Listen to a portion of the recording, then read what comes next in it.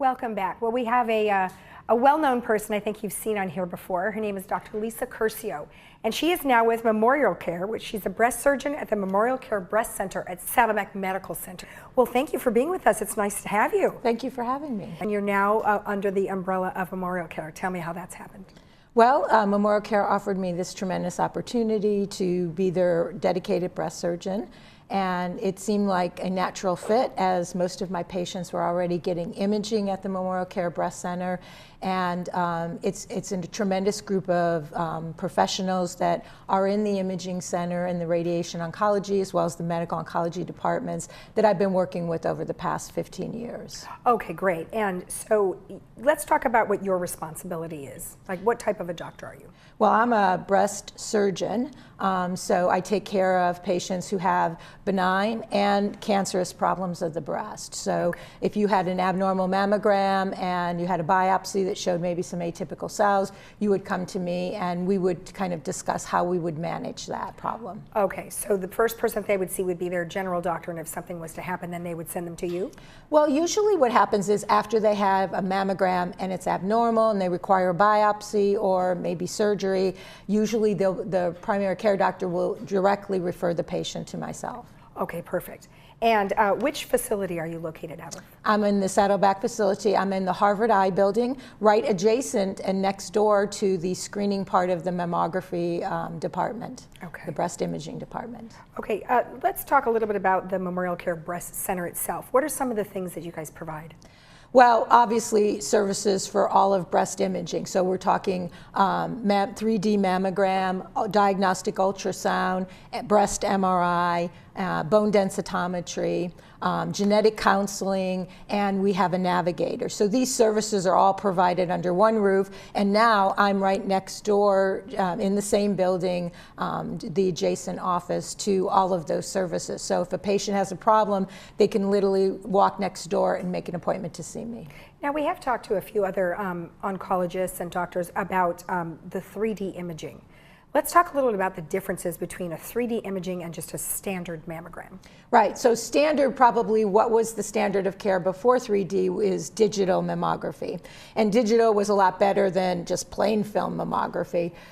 So the advantages to 3D is if you have dense breast tissue, in digital mammography, the density can hide things. But when you have 3D, it is called tomography. And what happens is it actually sections the breast like bread loafing, like a CAT scan would almost. And so if there is a mass hiding behind density, you're going to see that as you section through the breast tissue with the tomography. Okay, and then I guess the concern would be, are we going to be going to 3D like as an automatic thing and replacing standard, or would it only be for the breast density situation? That's a great question. I think the studies are still pending whether or not it's superior in all patients. We do know that it is superior in patients with dense breast tissue, and it does reduce the need for callbacks in some cases. Okay. If you had a digital mammogram and they saw something, they would call you back for additional views with the mammography and ultrasound, but oftentimes those things can be sorted out with the 3D mammo. Okay. So there might be cost savings in the end with everyone getting 3D mammo. Okay, but we're not there yet. Not there yet. Okay. And let's talk about when women should be getting a mammogram screening. Plus, also let's talk about the genetic testing that's happening. So in terms of screening, there's a lot of controversy. And it's no wonder that patients are confused, because I think a lot of physicians are confused, because we have a task force, which was a government-run agency, that tells us one thing. And then surprisingly, a lot of the medical associations kind of piggybacked on those recommendations. But the reality is that these new recommendations are not based on any new data, but more based on the concern for negative biopsies, i.e. subjecting someone to a biopsy when they really don't have cancer. But the reality is, in our society, the American Society of Breast Surgeons, they went back through and really studied all of the data, studied the task force recommendations, and our society came out just this year in May and said they believe that women should start screening mammograms. Now, the average risk woman should start screening mammograms at age 40 and get yearly mammograms from there. So we are holding strong on that stance.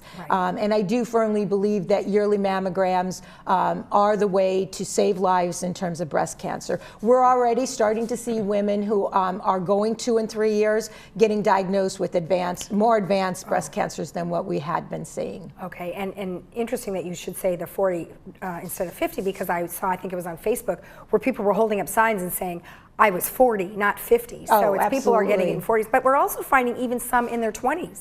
Absolutely. So obviously, those recommendations that we spoke about are for the average risk woman. There are cancers that occur in your 20s and 30s, for that matter. The most important thing is knowing your family history. And in some of those cases, these are hereditary cancers, but not always. So once again, American Cancer Society says we shouldn't be doing breast self-examination.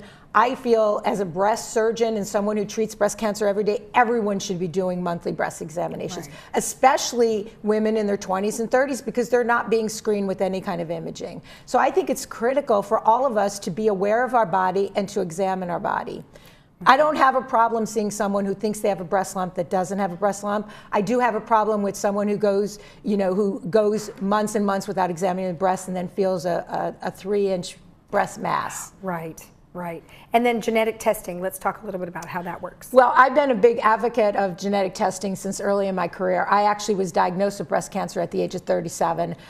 So I really think it's critical for those people who are at increased risk to know that and to be able to be screened more frequently and maybe make some interventions to reduce their cancer risk. 15 years ago, we were just looking at BRCA1 or 2. Nowadays, we have panels that are 97 genes long. So we're still learning. I don't think the jury's out yet that we've identified all the genes that can make you at increased risk for breast cancer. Right. Okay, great.